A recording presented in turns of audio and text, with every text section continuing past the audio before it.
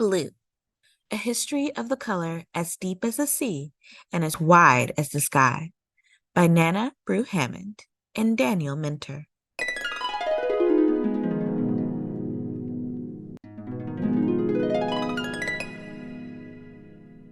Blue, a history of the color as deep as the sea and as wide as the sky.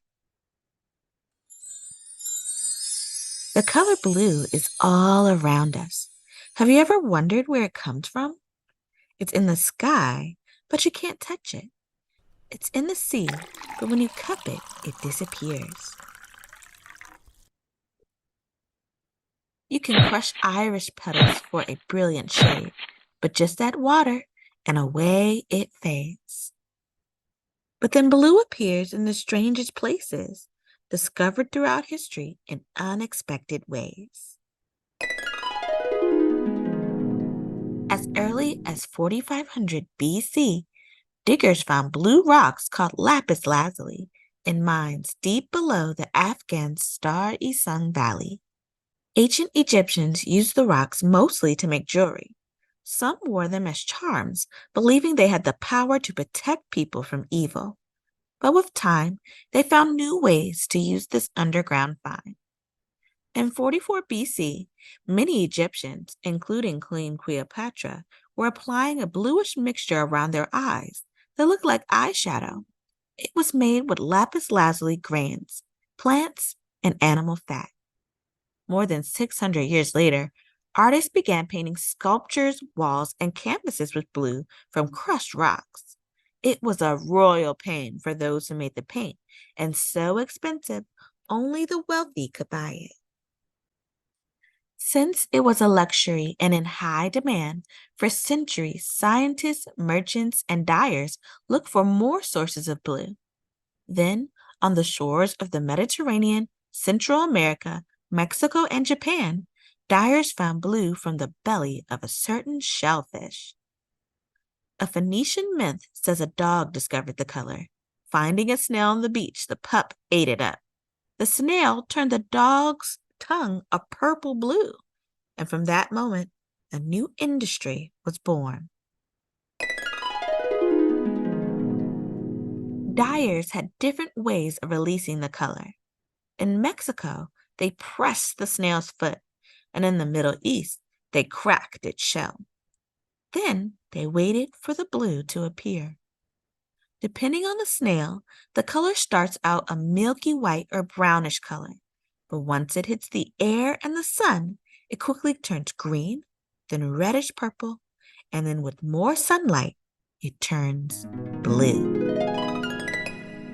But whether the dyers cracked or pressed, snail blue was hard to produce. Each snail released just 1 or 2 drops. Imagine how many snails and drops it took to dye a royal robe, not to mention enough fabric to fill a merchant's shop.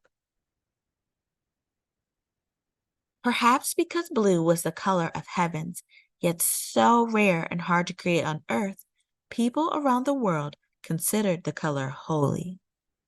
In an old Liberian folktale, blue is explained as a gift that connects God to humans. In Italy, from the 13th century onward, some artists began reserving blue to paint the robes of Mary, the mother of Jesus. In Indonesia, some say special prayers to ward off evil spirits before they make the dye. And in Israel, blue drapes hung in the temple King Solomon built.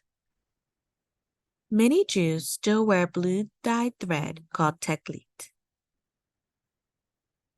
For years, snail blue was the most popular color, but all along, there was another way to find blue in nature. In parts of Asia, Africa, and the Caribbean, and the Americas, a group of plants in the pea family grew. They were called indigofera. There were a few different ways to get blue from these plants' green leaves. Indian dyers soaked them in water, while West African dyers crushed and dried them. When they added ashes or urine, it enabled the dye to dissolve in water so it could bind to fabric.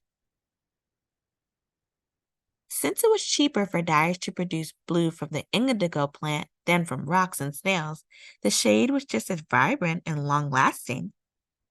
Indigo dye, especially indigo from India and West Africa, was eventually valued by most lovers of the color as the best of the blues. India and Nigeria became powerful centers for making and trading indigo.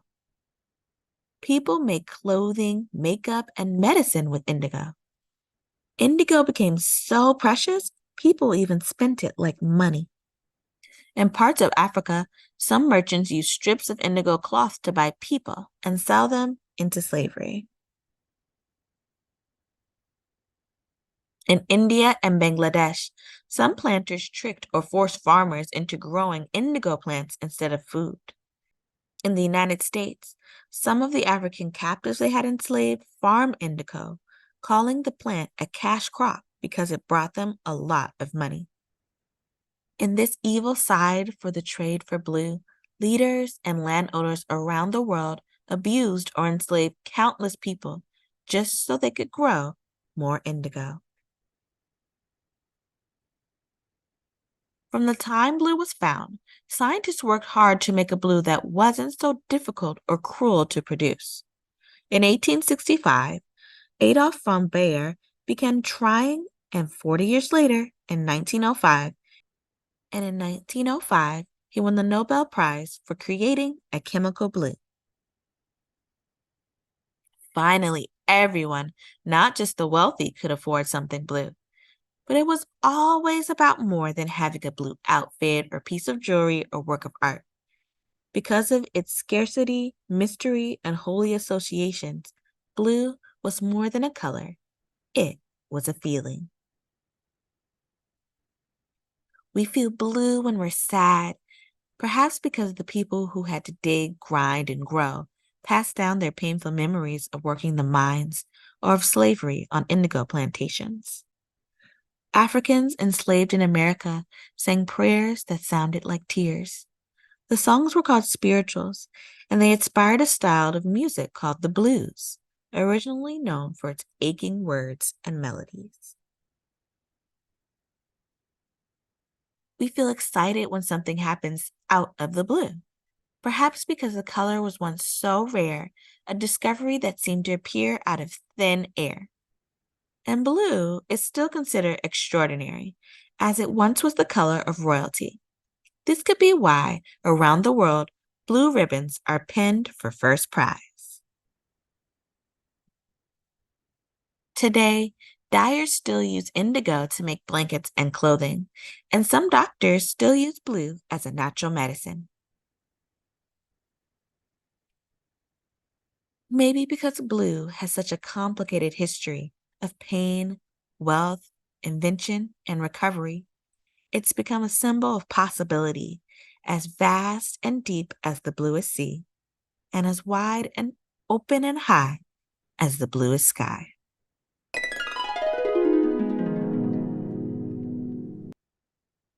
The end. Hey, hey, hey, it's story time with Miss J. Hey, hey, hey, it's story time with Miss J. Let's get reading story time with Miss J.